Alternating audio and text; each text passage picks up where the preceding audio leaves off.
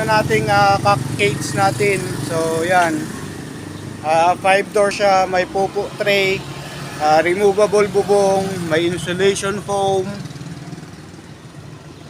So ang lapad nito is 2 feet, tapos yung haba niya is 8 feet. Tapos yung taas niya, yung body is 2 feet, tapos yung paa is 2 feet.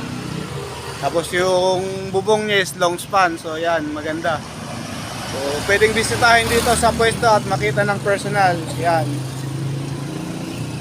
Yan, tapos may kainan pa siya. Yan.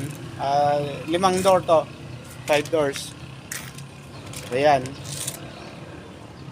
So ito pwede natin maibahagi to. Isa pa lang tong nagawa natin. Tinatapos lang natin mga kulungan ng aso yan, no? Kasi wala na tayong stock. Tapos mag-i-stock tayo ulit ng ganito. So maraming salamat. So yan. Yan, naka plastic matting naman yung floor niya. Tapos ang gamit natin dito, makakapal na bakal yan. Tapos yung nandito, handlebar na 1/4. Tapos yung ano natin, number 6 na steel matting yung ginagamit natin din sa kulungan ng aso. Ayan. So, maraming salamat.